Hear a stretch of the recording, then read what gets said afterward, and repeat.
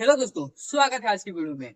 दोस्तों, आज की वीडियो में हम लोग बात करने वाले हैं जिसको भी पीएफ का अपना मंथली पेंशन चालू करना है वो कैसे कर सकते हैं। मैंने ऑलरेडी इसके ऊपर 2-3 वीडियो बनाया था, लेकिन दोस्तों अब जो है इसका जो प्रोसेस है वो चेंज हो गया है। पहले बहुत आसान था, अब इससे थोड़ा सा डिफिकल्ट हो गया है, तो आपको पीएफ का पेंशन का फॉर्म भरने में प्रॉब्लम होगा मंथली वाला। तो आज की वीडियो में हम लोग सीखेंगे कि जो मंथली पेंशन होता है यानी कि 10D जो फॉर्म भरा जाता है उसको न्यू टेक्निक से स्टेप बाय स्टेप कैसे भर सकते हैं ताकि आपका जो फॉर्म है वो कैंसिल ना हो और आपको फॉर्म भरने में कोई भी प्रॉब्लम नहीं आएगा। अगर आप ये पूरा वीडियो देखते हो बिना स्किप किए तो चलिए लेके चलता हूँ अपने कंप्यूटर स्क्रीन पे और आपको बताता हूँ कि अगर आपको पीएफ का पेंशन मंथली वाला फॉर्म भरना है 10D तो कैसे भर सकते हो बिना किसी मिस्टेक के। अगर आप दोस्तों सेम प्रोसेस करोगे तो आपका भी फॉर्म कैंसिल नहीं होगा, आपका भी फॉर्म एक ही बार में सक्सेस हो जाएगा। तो चलिए चलते हैं कंप्यूटर स्क्रीन पे। दोस्तों, सबसे पहले आपको ईपीएफओ को ऑफिशियल वेबसाइट पे आके सिंपली अपना यूएन नंबर डाल के और पासवर्ड डाल के लॉगिन कर लेना है। लॉगिन करने के बाद इस तरह का इंटरफेस आपके सामने शो होगा। यहाँ पे आपको प्रोफाइल में यहाँ पे आप देख सकते हो मेंबर प्रोफाइल में यूएनए नंबर, नेम और डेट ऑफ बर्थ यहाँ पे आपका शो करेगा और जेंडर। सिंपली दोस्तों यहाँ पे आप देख सकते हो, यहाँ पे आपको ऑनलाइन सर्विस दिखेगा। ऑनलाइन सर्विस पे आपको क्लिक कर देना है। ऑनलाइन सर्विस पे क्लिक करने के बाद दोस्तों यहाँ पे आप देख सकते हो scheme certificate, member service history, claim form. सबसे नीचे अगर आप देखोगे तो यहाँ पे क्लेम फॉर्म 10D का ऑप्शन रहेगा। सिंपली आपको उस पर क्लिक कर देना है। क्लिक करने के बाद दोस्तों यहाँ पे आप देख सकते हो कुछ इस तरह का इंटरफेस आपके सामने शो होगा। दोस्तों, अगर आपने नॉमिनी नहीं किया है तो अपना जो आप पेंशन का फॉर्म है वो भर नहीं पाओगे। तो पेंशन का फॉर्म भरने से पहले आपको नॉमिनी करना पड़ेगा, याद रखिएगा। चाहे आप अपने वाइफ को ऐड करिए, चाहे अपने बच्चे को ऐड करिए, चाहे अपने मम्मी पापा को ऐड करिए, किसी ना किसी को आपको नॉमिनी के तौर पे यहाँ पे ऐड करना पड़ेगा, तब जाके जो है आपका पेंशन का फॉर्म भरा जाएगा।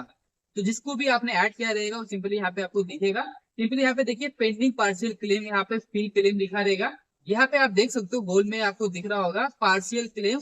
यहाँ पे सिंपली आपको एरो पे क्लिक कर देना है।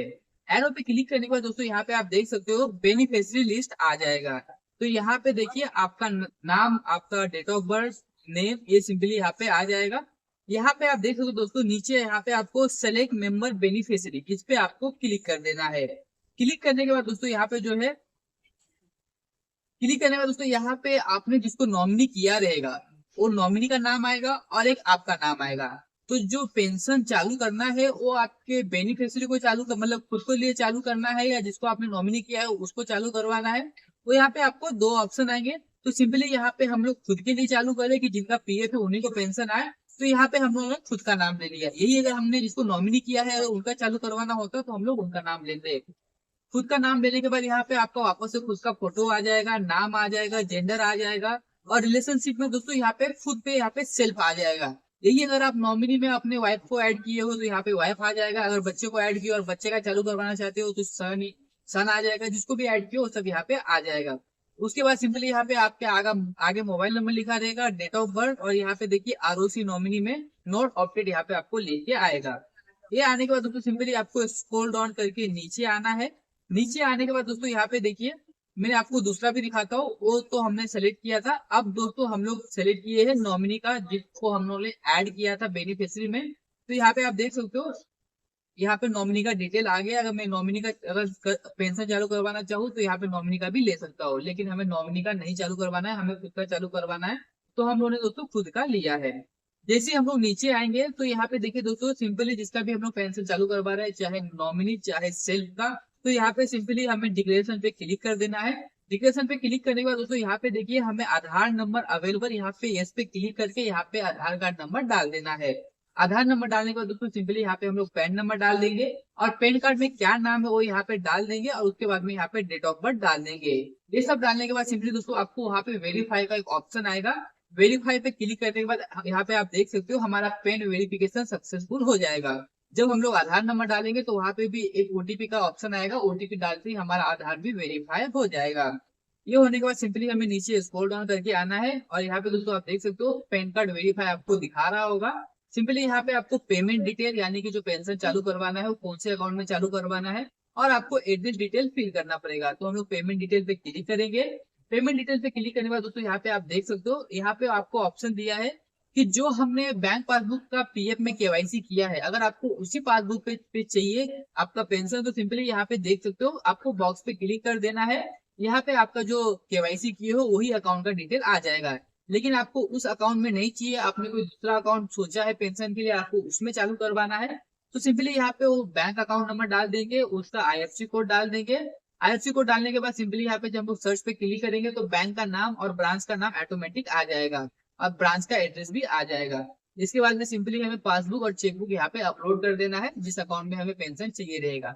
अगर जो हमने केवाईसी किया उसी में चाहिए तो सिंपली यहाँ पे बॉक्स पे क्लिक कर देंगे और दोस्तों उसके बाद में हम लोग सेव पे क्लिक कर देंगे। सेव पे क्लिक करने के बाद जब हम लोग एड्रेस डिटेल में आएंगे तो जो भी हमने नॉमिनी करते समय एड्रेस डाला था वो एड्रेस यहाँ पे ऑटोमेटिक फिल रहेगा। अगर आपको परमानेंट एड्रेस और प्रेजेंट एड्रेस दोनों अलग अलग करना है तो यहाँ पे आप अलग डाल सकते हो, लेकिन अगर दोनों आपका सेम है तो यहाँ पे देखिए सेम एज अबव पे क्लिक करके यहाँ पे हम लोग परमानेंट एड्रेस भी सेम कर सकते हैं और उसके बाद में सेव पे क्लिक कर देंगे। सेव पे क्लिक करने के बाद दोस्तों जब हम लोग नेक्स्ट पे क्लिक करेंगे यहाँ पे देखिए हमारा बेनिफिशियरी अपडेट सक्सेसफुल हो गया। जब हमने नीचे पूरा अपना एड्रेस पैन नंबर सब डिटेल डाल के जब हमने यहाँ पे सेव पे क्लिक किया था, सेव पे क्लिक करने के बाद यहाँ पे देखिए बेनिफिशियरी डिटेल अपडेट सक्सेसफुली लिख के आएगा।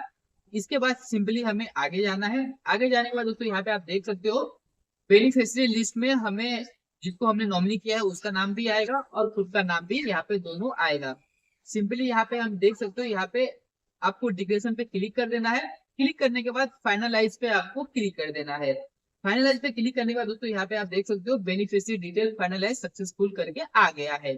अब इसके बाद दोस्तों यहाँ पे देखिएगा इसके बाद आता है मेन चीज है, तो हमें नीचे स्क्रॉल डाउन करके आना है। इसको स्क्रॉल डाउन करके आने के बाद जो भी आपका सर्विस लिस्ट रहेगा वो सब यहाँ पे शो करेगा कि आपने कितने कितने साल काम किया है, वो पूरा यहाँ पे आपका शो करेगा। नीचे जब आप पूरा स्क्रॉल डाउन करके आओगे तो यहाँ पे देखिए आपको डिक्लेरेशन पे क्लिक कर देना है। डिक्लेरेशन पे क्लिक करने के बाद यहाँ पे फाइनलाइज पे क्लिक कर देना है। फाइनलाइज पे क्लिक करने के बाद दोस्तों यहाँ पे देख सकते हो डिटेल, यहाँ पे सर्विस डिटेल अपडेट सक्सेसफुली लिख के आएगा। फिर यहाँ पे हमें क्लोज पे क्लिक कर देना है। क्लोज पे क्लिक करने के बाद दोस्तों यहाँ पे जो है आपका मेंबर डिटेल यहाँ पे पूरा दिखाई देगा। उसके बाद में जो भी बेसिक डिटेल है जो हमने अभी फॉर्म फिल किया है वो सब यहाँ पे शो करेगा, जैसे कि हमने जो अपने नॉमिनी को ऐड किया था उसको सेव किया बेनिफिशियरी में, खुद को बेनिफिशियरी में सेव किया, वो सब यहाँ पे शो करेगा। इसके बाद हमें नीचे स्क्रॉल डाउन करके आ जाना है। नीचे स्क्रॉल डाउन करके आएंगे दोस्तों पूरा नीचे आना है और सिंपली यहाँ पे देखिए दोनों तरफ यहाँ पे हम लोग दोनों बॉक्स में क्लिक कर देंगे और गेट ओटीपी पे क्लिक कर देंगे। गेट ओटीपी पे क्लिक करने के बाद दोस्तों हमारे जो आधार कार्ड का मोबाइल नंबर लिंक रहेगा उस पे ओटीपी आएगा, वो ओटीपी यहाँ पे हम लोग फिल कर देंगे। ओटीपी फिल करने के बाद दोस्तों यहाँ पे हम लोग सबमिट पे क्लिक कर देंगे। सबमिट पे क्लिक करने के बाद दोस्तों यहाँ पे आप देख सकते हो pension claim submit successfully, you can track your application status ऐसा लिख के आएगा। तो सिंपली दोस्तों यहाँ पे जो है हमें इसको क्लोज कर देना है और क्लोज करने के बाद दोस्तों यहाँ पे आप देख सकते हो हमारा जो क्लेम है वो प्रोसेस में चला गया है और यहाँ पे आप देख सकते हो ये क्लेम का फॉर्म है। अगर आपको फॉर्म भरने में कुछ प्रॉब्लम आ रहा है, कुछ इशू आ रहा है तो आप कमेंट करके पूछ सकते हो, जहां तक हो सके मैं आपको रिप्लाई करूंगा। अगर कुछ डाउट आपका रह जाता है तो कमेंट करके पूछ लीजिएगा, जो भी आपके मन में डाउट रहेगा या जो भी आपको प्रॉब्लम आ रहा होगा कमेंट करके पूछिएगा, मैं आपको उसका जरूर रिप्लाई करूंगा। आई होप आपको समझ में आ गया होगा। मैंने इसको फास्ट फॉरवर्ड बताया ताकि आपको जल्दी समझ में आए, क्योंकि लॉन्ग वीडियो ज्यादा करके लोग देखते नहीं है, इसलिए मैंने सब ऑलरेडी पहले ही स्क्रीनशॉट मार के रखा था, इसको रिकॉर्ड करके रखा था और मैंने आपको डायरेक्टली बता दिया। मिलते हैं नेक्स्ट वीडियो में, तब तक के लिए जय हिंद।